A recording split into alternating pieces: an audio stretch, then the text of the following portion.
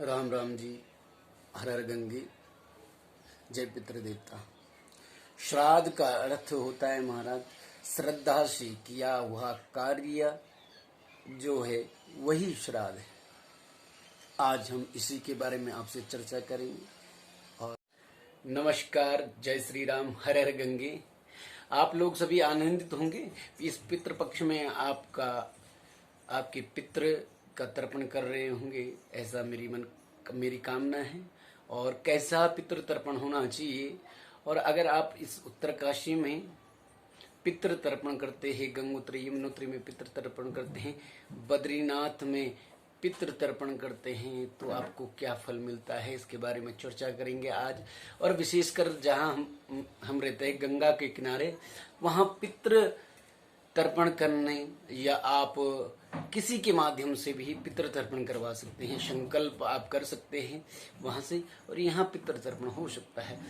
और क्या महात्म्य है गंगा के तट पर पितृ तर्पण का। आप गया ले लीजिए या कोई भी जगह, बद्रीनाथ ले लीजिए या गंगोत्री ले लीजिए या हरिद्वार ले लीजिए, कहीं पर भी आप पितृ तर्पण करते हैं तो समान रूप से आपका फल मिलता है। लेकिन विशेषकर अगर आप कैलाश में आते हैं, हिमालय में आते हैं, गंगोत्री यमुनोत्री में आते हैं, बद्रीनाथ में आते हैं, तो इसका फल आपका 100 गुना हो जाता है महाराज। पितृ तर्पण में एक विशेष बात जो मैं आपको बताना चाहता हूं, हम हमेशा बाहर की चीजों का इस्तेमाल करते हैं, लेकिन पितृ तर्पण में जो घर में बनी हुई चीजें हैं उन्हीं का इस्तेमाल अधिक होना चाहिए। पितृ तर्पण में खीर, पूरी और जो आपसे बन पड़ता है वह, और कुशा से, पंचामृत से तर्पण करके ब्राह्मणों के द्वारा, विद्वत ब्राह्मणों के द्वारा तर्पण होना चाहिए। अगर आप ब्राह्मण नहीं कर सकते हैं, इतनी अपेक्षाएं आपकी नहीं, इतना आप नहीं कर सकते हैं, तो आप स्वयं या किसी जानकार आदमी से जानकारी लेकर कर सकते हैं। क्योंकि यह पितृ तर्पण हमारे माता पिता जो इस भूधरा को छोड़कर चले गए हैं उनके लिए होता है महाराज। इसके पीछे का साइंटिफिक रीजन क्या है और आध्यात्मिक रीजन क्या है। आध्यात्मिक जो जानकारी हमें प्राप्त होती है वह यह है कि हमारे पितरों को जो चले गए हैं उनकी आत्मा को भी कहीं न कहीं भोजन की आवश्यकता होती है, तो उनके भोजन के निमित्त में हम उनकी तिथि में भोजन करवाते हैं। किसको? ब्राह्मण को तो वो तो करवाएंगे ही, अपने रिश्तेदारों को वो भी करवाएंगे, लेकिन 5 लोग विशेष करके, श्वान हो गया, कुत्ता हो गया, गौ माता होगी, कौवा हो गया, चींटी हो गई, और विशेष करके कौवे, कुत्ता, गाय, ब्राह्मण और पितृदेवता के निमित्त भी भोजन रखा जाता है। 5 पितृदेवता, गौ माता, श्वान, कौवा और चींटी, इन सभी के लिए भोजन रखा जाता है। ये पंच तत्व जो हमारे अंदर हैं इसके निमित्त इनको दिया जाता है, ऐसा सोचा जाता है, ऐसी कल्पनाएं की जाती है, ऐसा विश्वास रहता है कि यह पंच तत्व से जो हमारे पितृ हैं वह कहीं न कहीं किसी न किसी रूप में होंगे, वह पंच तत्व उनको मिले और उनका फिर से वह शरीर जीवित हो, या हमारी अपेक्षाएं और हमारे विश्वास रहता है। अब इसका वैज्ञानिक तथ्य क्या है?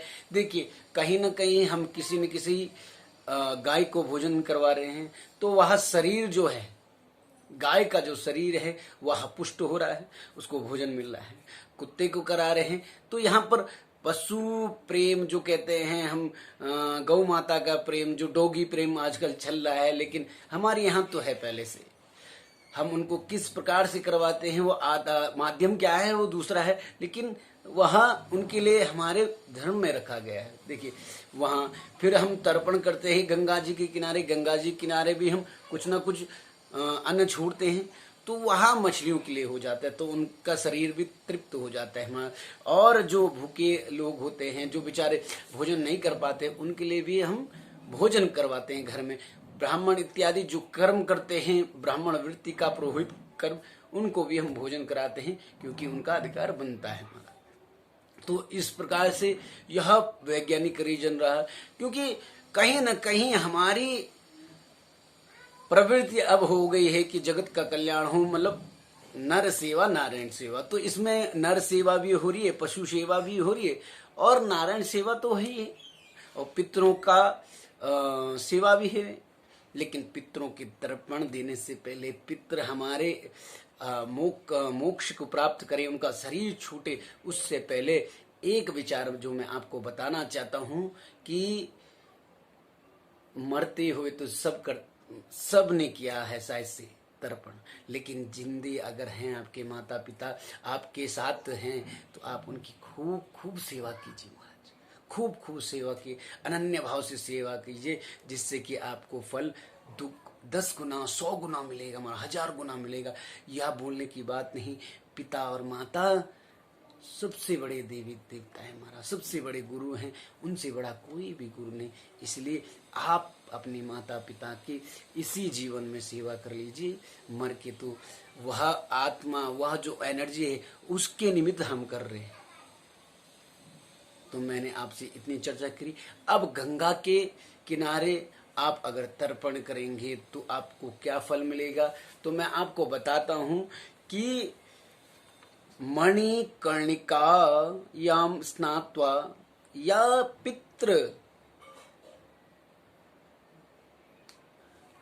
पितरों को जल देना, या पिंडदानम च ये कुर्याद विधि कल्प तृप्ततः। तो क्या होता है, कुल जो हमारा होता है वह उसकी वृद्धि होती है, उसका उद्धार होता है। एक कुल नहीं, 101 पीढ़ियों का उद्धार हो जाता है। जो कहाँ करवाता है पिंडदान, गंगा के किनारे या तीर्थ स्थलों में जो कराता है, उसकी एक पीढ़ी नहीं 101 पीढ़ी का उद्धार हो जाता है। हमारा उद्धार होने का तात्पर्य यह है कि आपके अंदर सद्भावना आ जाती है। 101 पीढ़ी तक आप धार्मिक हो रहेंगे, 101 पीढ़ी तक आपको भगवान की कृपा मिलेगी, 101 पीढ़ी तक आपको वह जो पितृ का आशीर्वाद है वह मिलता रहेगा। यही उद्धार होता है महाराज। और अंत काल में आप उस परमात्मा में विलीन हो जाओगे जिस परमात्मा से आप बने हो। यह स्कंद पुराण में वर्णित है, केदार पुराण में, केदार खंड में वर्णित है, और शिव पुराण, भविष्य पुराण, नाना प्रकार के पुराणों में यही वर्णित है। आप यहाँ अगर स्नान जप आदि करते हो तो श्राद्धम दानम निवासश्च यज्ञ भक्ति और मुक्ति प्रदाह, आपको भक्ति और मुक्ति अवश्य भगवान प्रदान करते हैं। ऐसी इस केदार खंड में और स्कंद पुराण में वर्णित है महाराज। हाँ, आपने और हमने आज पितृपक्ष